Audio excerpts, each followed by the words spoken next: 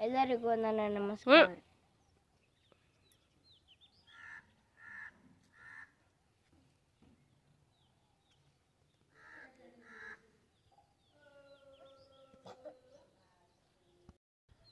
ಎಲ್ಲರಿಗೂ ನನ್ನ ನಮಸ್ಕಾರ. ನನ್ನ ಹೆಸರು ಶೋಪ್ರೀತ್. ನಾನು ಓದುತ್ತಿರುವ ತರಗತಿ 4ನೇ ತರಗತಿ. ನಾನು ಇಂದು ಛತ್ರಪತಿ ಶಿವಾಜಿ ಮಹಾರಾಜ್ ಅವರ ಬಗ್ಗೆ ಒಂದೆರಡು ಮಾತನಾಡಲು ಬಂದಿದ್ದೇನೆ. ಛತ್ರಪತಿ ಶಿವಾಜಿ ಮಹಾರಾಜ್ ಅವರು ತಮ್ಮ 16ನೇ ವಯಸ್ಸಿನಲ್ಲೇ ಕತ್ತಿಯನ್ನಿಡಿದು ಕುದುರೆ ಸವಾರಿಯನ್ನಾಗಿ ಇಟ್ಟುಕೊಂಡು ಅವರು ಯುದ್ಧವನ್ನು ಮಾಡೋದಿಕ್ಕೆ ಹೋಗ್ತಾ ಇದ್ರು. ಆಡುವ ಸಂದರ್ಭದಲ್ಲಿ ಅವರು ಯುದ್ಧವನ್ನು ಮಾಡೋದಿಕ್ಕೆ ಹೋಗ್ತಾ ಇದ್ರು. ಅವರ ತಂದೆ ಶಹಾಜಿ ಭೋಸ್ಲೆ, ತಾಯಿ ಜೀಜಾಬಾಯಿ. ಅವರ ತಂದೆ ಶಹಾಜಿರಾವ್ ಭೋಸ್ಲೆ ಅವರು ಬಿಜಾಪುರದ ಆದಿಲ್ ಶಾಹಿಯಲ್ಲಿ ಕೆಲಸವನ್ನು ಮಾಡ್ತಾ ಇದ್ರು. ಛತ್ರಪತಿ ಶಿವಾಜಿ ಮಹಾರಾಜ್ ಅವರ ಆಧ್ಯಾತ್ಮಿಕ ಗುರು ಯಾರೆಂದರೆ ಸಮರ್ಥ ರಾಮದಾಸ. ಮತ್ತೆ ಅವರ ಗುರು ರಾಜಕೀಯ ಗುರು ಯಾರೆಂದರೆ ದಾದಾಜಿ ಕೊಂಡದೇವ್. ಯಾರು? ದಾದಾಜಿ ಕೊಂಡದೇವ. ಅವರ ದಂಡನಾಯಕರು ತಾನಾಜಿ ಮಾಲ್ಸುರೆ ಮತ್ತು ಸೂರ್ಯಾಜಿ ಮಾಲ್ಸುರೆ ಅವರು.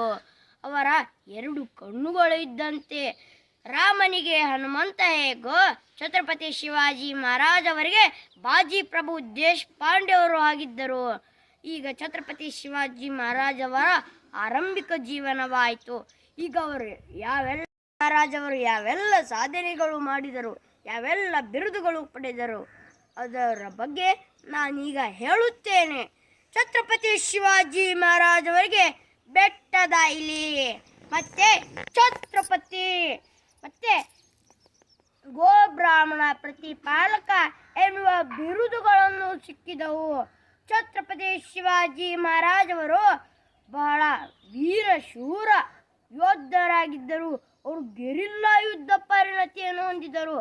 ಗೆರಿಲ್ಲಾ ಯುದ್ಧ ಏನೆಂದರೆ ರಾತ್ರಿ ಹೊತ್ತಿನ ಸಂದರ್ಭದಲ್ಲಿ ಕಾಡಿನಲ್ಲಿ ಅಡಗಿಕೊಂಡು ಯುದ್ಧವನ್ನು ಮಾಡುವುದೇ ಗೆರಿಲ್ಲಾ ಯುದ್ಧ. ಅವರ ಸ್ನೇಹಿತರು ಸಹ ಗೆರಿಲ್ಲಾ ಯುದ್ಧದ ಪರಿಣತಿಯನ್ನು ಹೊಂದಿದರು. ಛತ್ರಪತಿ ಶಿವಾಜಿ ಮಹಾರಾಜ್ ಅವರು ಕೋಟೆಗಳನ್ನು ಗೆಲ್ತಾ ಇದ್ರು.